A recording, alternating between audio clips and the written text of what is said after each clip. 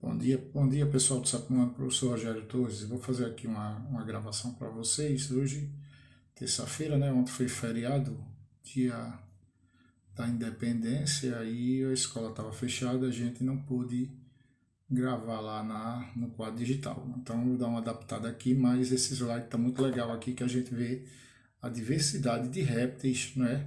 Dessa classe, tá? De répteis que a gente vai ver aqui, dos vertebrados e as suas ordens. Lembrando que quando a gente estudou os anfíbios, a gente viu que os anfíbios eles tinham vida dupla, não é? Viviam na água, na terra, porém dependiam da água ainda para a sua reprodução. Então eles precisavam da água para colocar seus ovos, já que esses não apresentavam a casca rígida, tá?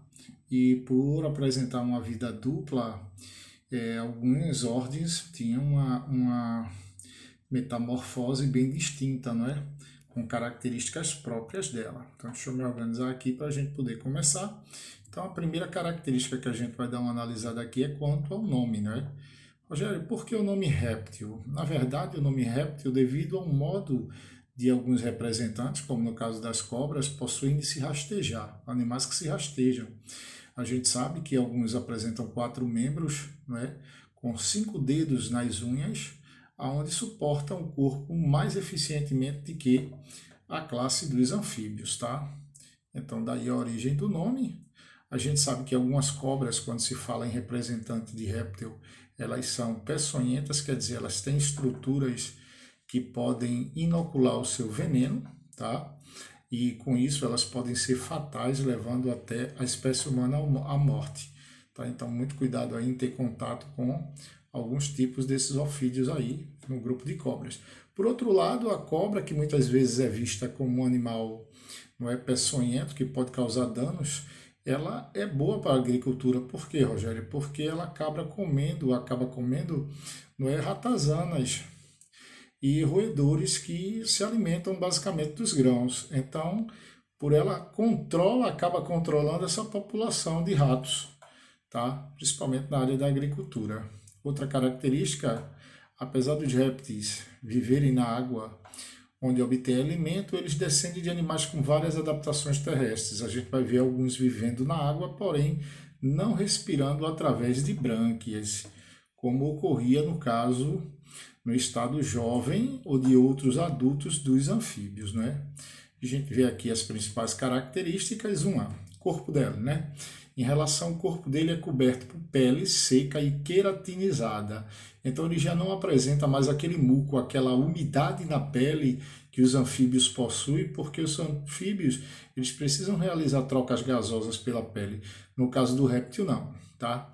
Então ele vai ter aqui escamas, tá? Ou placas, ou carapaças que vão agir como escudo na estrutura do seu corpo. Então ele possui pouca glândula mucosa no seu corpo.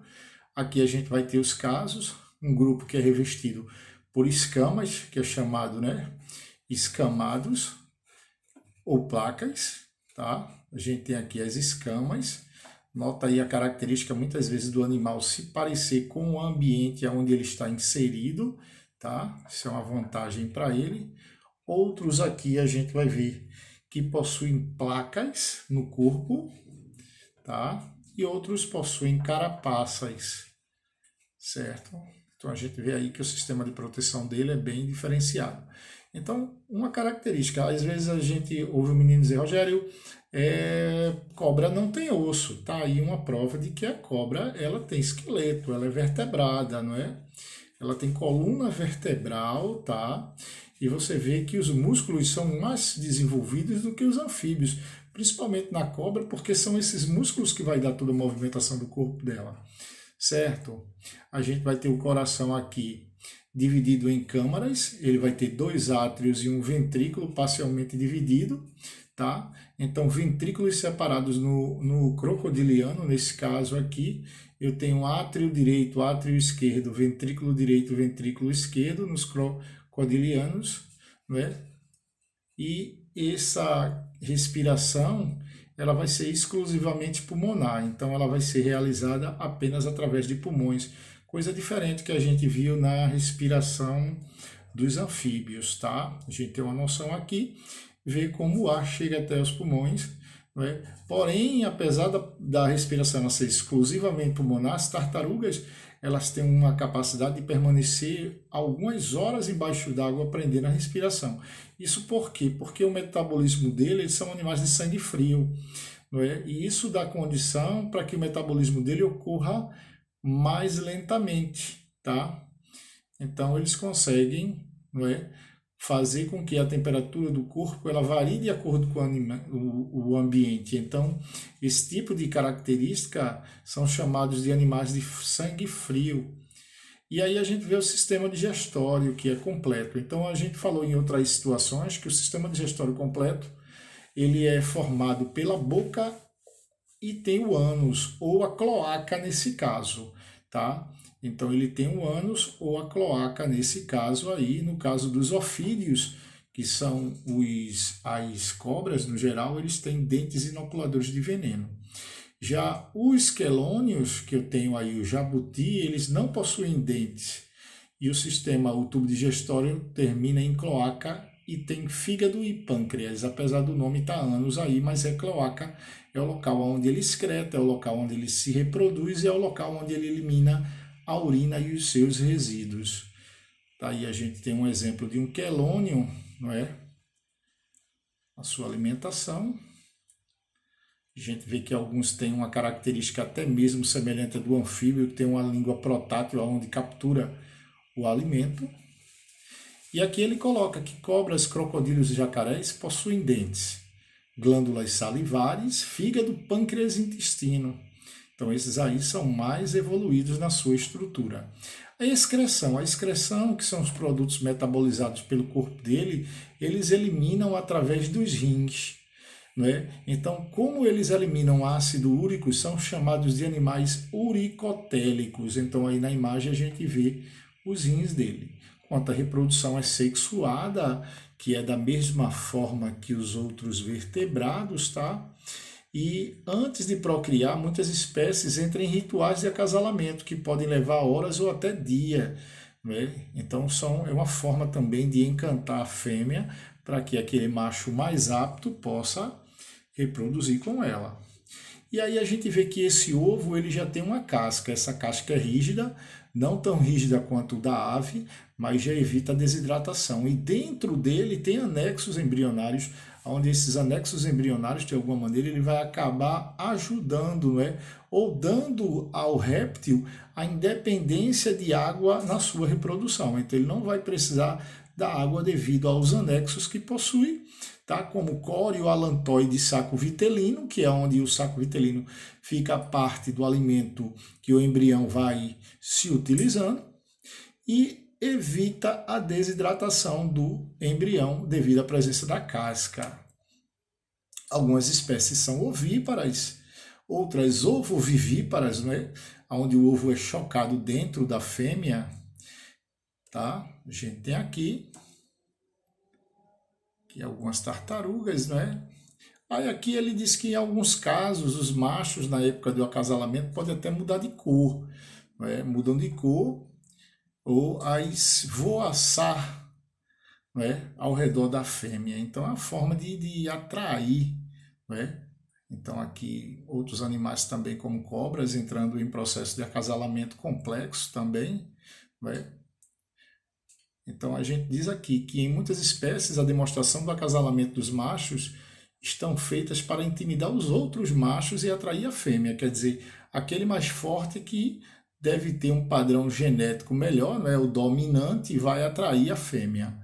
E aí a gente tem as tartarugas marinhas, não é, que costumam acasalar na água, pois o meio ajuda aí a suportar os seus corpos tão pesados. Geralmente a desova é feita na praia onde elas nascem. Gente, agora vai falar de classificação, tá? Então, Rogério, quais são as classificações que a gente tem? A gente vai ver que a classificação de répteis, eles estão divididos em ordens, e são 5 ordens que a gente vai ver. Rhincocefala, essa é representada pela tuatarana, ou tuatara, que habita a Nova Zelândia, não é? A característica dela parece muito com o tipo de iguana, né? Você vê aí. A quelônia, lembrando que a escrita aqui é latinizada, né? Os quelônios apresentam um corpo protegido por uma carapaça, que é o plastão, característica não tem dentes, não é? Se tinha um ditado popular antigamente que quando o jabuti ou o cágado mordia o dedo de alguém, ele só soltava quando o sino tocasse. Ora, isso é mito, não é? Tá? Ele tem um bico córneo. Então a gente tem os cágados, tem o jabuti é terrestre e o cágado é de água doce. Como exemplo aqui desse grupo dos quelônios, outro grupo aqui que a gente está vendo de quelônios. Então o interessante é que a gente está vendo aqui o caso das tartarugas que geralmente, não é?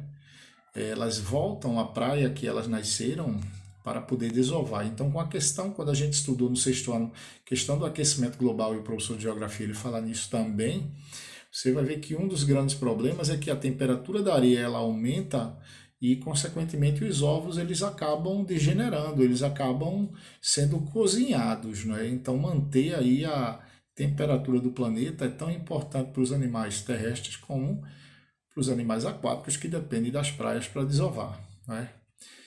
Interessante isso aí. A gente tem aqui um grupo maior. A esquemata aqui, esses aqui a gente tem os escamados, eles geralmente têm escamas e aí a gente vai ter duas subordens, tá, dos escamados aqui. A gente tem esse Lacertilia, possui o corpo alongado com 4 patas e apresenta bexiga urinária, e a gente tem alguns lagartos e a famosa lagartixa, tá? Essa aí está na Lacertilia, que ela aí tem os membros e o corpo alongado. Tá aqui algumas espécies que a gente vai, não é? O famoso dragão Komodo e a ordem Ophidia, não é? Tem o corpo alongado, porém ela não tem membros, utilizando esses músculos e a estrutura do corpo para poder se rastejar. Então a gente tem aqui os ofídeos. Vem os crocodilianos, tá? E os crocodilianos ou crocodilia, eles possuem corpo alongado, tem 4 patas terminadas as patas em garras. Na verdade, seu corpo é protegido por estruturas placoides ósseas que dão uma resistência maior ao corpo dele. Aqui a gente tem os maiores representantes aqui no Brasil, são os jacarés, lembrando que também tem os crocodilos, que são bem maiores, né, do que os jacarés. Então a gente está tendo até um problema agora quando tem as enchentes, muitos jacarés acabam sendo trazidos para áreas urbanas, né, devido às enchentes. Ele acaba pegando lá o caminho das águas e acaba chegando lá próximo às nossas residências. Gente, vê só, para casa vai ficar 17 e 18, tá? Vai ficar a página 17 e 18 do módulo 3.